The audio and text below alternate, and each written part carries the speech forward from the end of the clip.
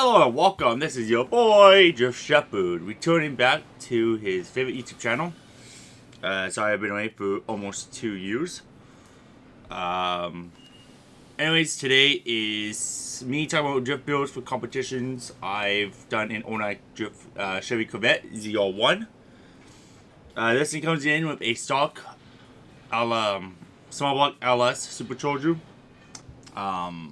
Ever since Matt Field came with the Drift Vet last year and Formula Drift. Also, Dirk Stratton also has a Drift Vet as well. And then Matt Field also has a daily Corvette, which I think is a C5. That is now his demo core, I think he's calling it. New, the ZR1 variant or package, I'm guessing is what they would call it, is 101, I don't know, 3,300. Its stock pushes 205 miles per hour or hit. It comes in at 638 horsepower, which is really good. If I ever did get a drift car, definitely would probably go for Corvette, but to get seat time, you would want a 350 or 370Z, which is non-LS. It is for brand new when it came out in 09. Past that is 2020, which is probably still a little bit different, but enough with me lollygagging with the information. But yeah, though. So this is my other one that is my, what you would call a demo code. So you can see that it pushes 650 horsepower. I have it up to 825 horsepower. The stock variant is 646 horsepower, so it's not too far off from what they say. But both cores are exactly the same in every way and dimension. It is a small block Chevy LS.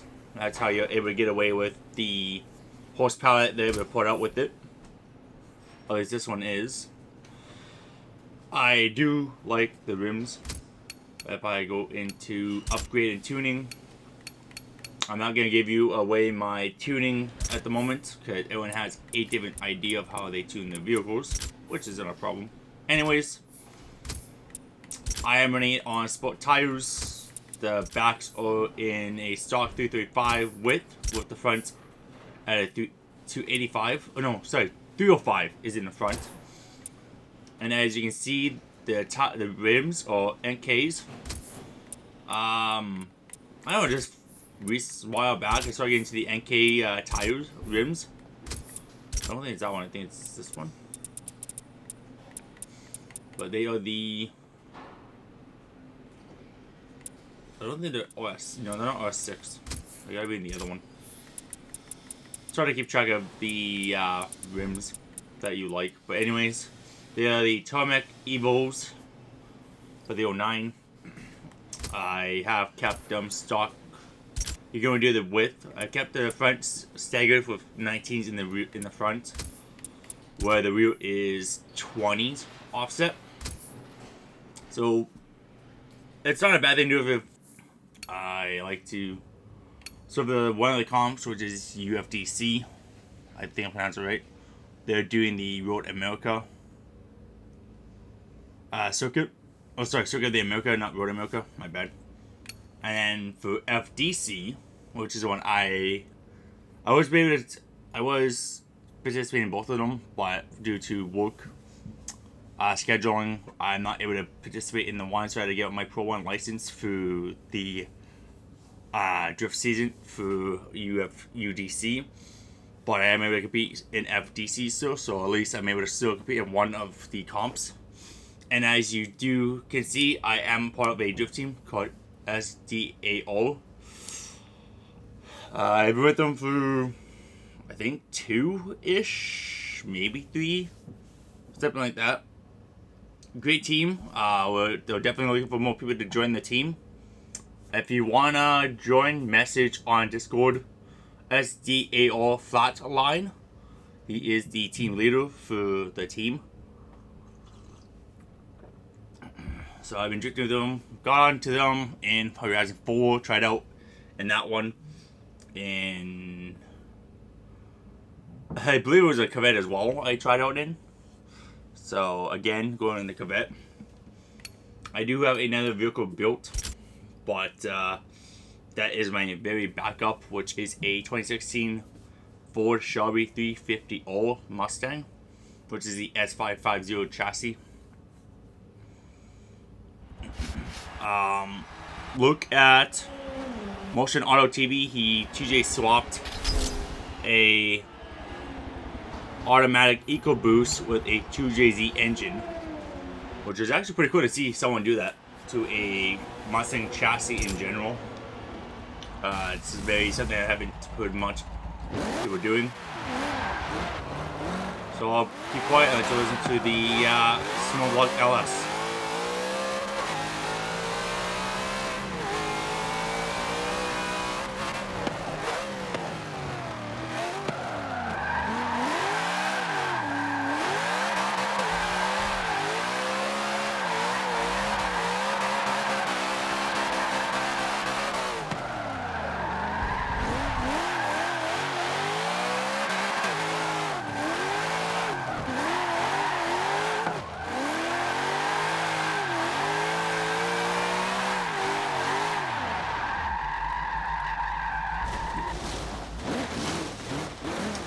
So, just so that you know, I am on a Xbox One Elite Series 2 controller.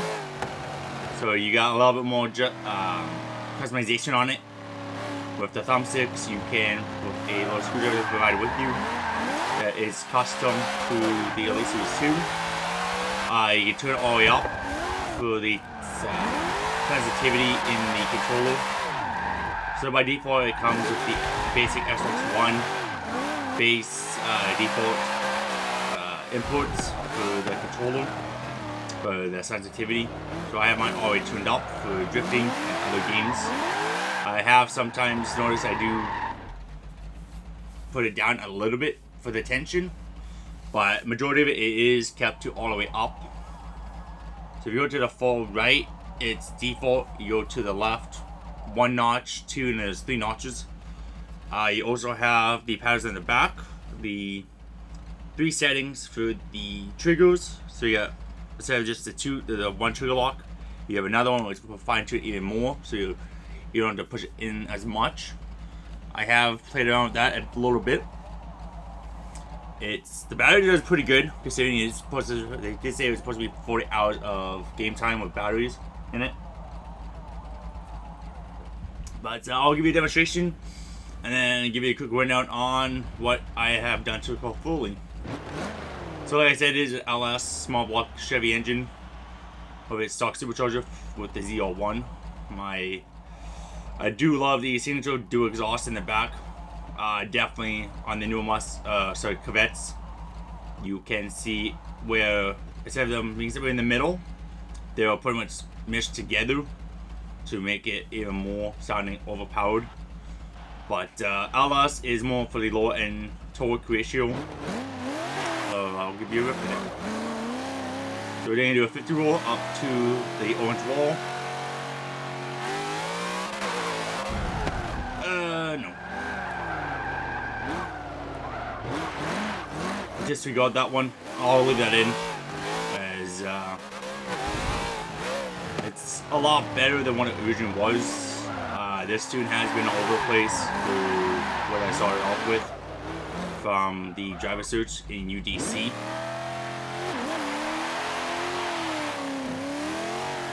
So I'm using tire and fuel oil.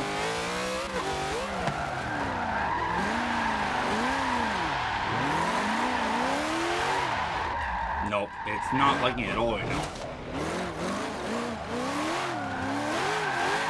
So when I used to tune for drifting, I used to have the anti-robos stiff.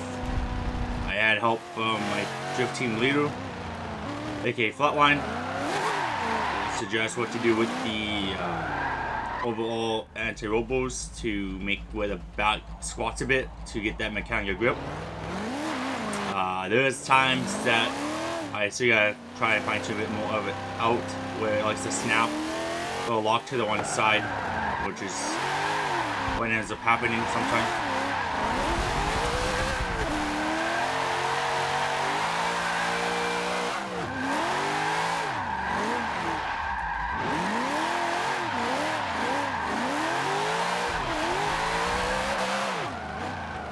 So that was the third attempt of trying to drift it. So what ended up happening with the first initiation was what I'm doing is I'm literally grabbing the e-brake and the clutch, and with the e-brake it locks the back tires up for a split second. But as you saw in that first try to initiate into the drift, it literally locked it and put it to the left. And then the second time I tried it, I put too much angle into the vehicle and it caused it to get too much angle and not have enough throttle behind it. And that's what caused it to completely max angle a bit. I have turned it down with being on controller. Giving it too much angle is not your friend. So I'm still trying to fine tune the angle a bit. So that'd be the alignment and the caster you want to keep playing around with. Don't forget, I used to do, my vehicles I was going out with was between 500 to 600 horsepower. This is 200 horsepower more than what I used to drift. And then I used to do one car that was like a fun one. It's on Discord as well. I would have to put it into the description below. But they don't do no qualifying. It's the winner of that event, of the previous event, will suggest what vehicle and go down to what upgrades are in it. So when I got into that one, I was the OTR Mustang. Not Wagon or De Novas, just the regular OTR Mustang with very little upgrades to it. And they're decent. Then I built up the Camaro Z28. Did that on Road Atlanta. That one actually did really good. Had that one pretty dialed considering. What happened was on my chase run against the other drift competitor, there was no harm. He wasn't mad or anything. What happened was I came in a little too hot into the turn and literally bumped into him a little too hard to where I knocked him off his line. So automatically what happened is that went to him. I grouped myself on that event. Haven't had enough time to do it because it's on a Friday. But yeah, that was I felt like that was a good event for me to try and do, to try and practice driving other vehicles, but also try to see how close I can get to following other people, competitors that are drifting. I have definitely come a long way, I believe, in my abilities, and they're still gonna get a lot better. I do have a Thrustmaster racing wheel. I just got a Spocco handbrake / sequential, but if you put it in handbrake mode, it's literally a handbrake. I also have the Thrustmaster hub, which they had to resend me, which something happened with the other one. Not their fault, things happen, they're mass produced. No hard feelings against that at all. Got me another one, plugged it into the base. It's snug now, so it's all good. That's squared away. The only other thing I gotta do is try and come up with an idea of a possible bracket. Given that Thrustmaster does sell one on their website for both the handbrake, the Spocco handbrake, and the TH8A shifter. So the handbrake's on the inside, the shifter's on the outside, which is what you would have in a manual vehicle if you do have the hydro handbrakes. So that is something I'm still trying to play with in my head on how I want to do it on my what is it that I have?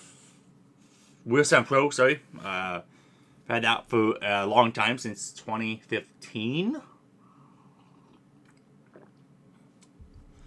But so far I'm happy with it all. I haven't used much of the handbrake. I haven't used much of my racing wheel, which is unfortunate. But eventually I will be getting into that some more. Just trying to find what I want to do. But now let's go down to the Corvette. So as you know, on a Corvette, small block LS, small block Chevy that's able to have a supercharger, put a lot of power. Given Chevy used to have a Yanko, which were they had Camaro and Nova. So that was, I guess, Chevy's way of playing around with the Hemi type setup for the engines, which did really work apparently. Let's go back to the pits.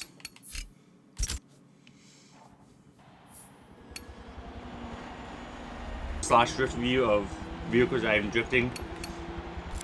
So if we go over to the upgrades, I'll show you what I put into it and what someone else suggested to me a while back.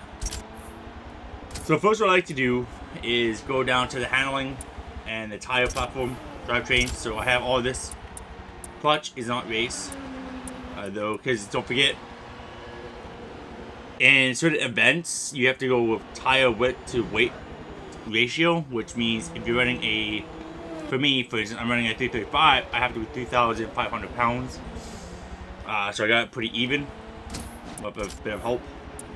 So I have the race transmission, race drive line, obviously race differential to lock the gear.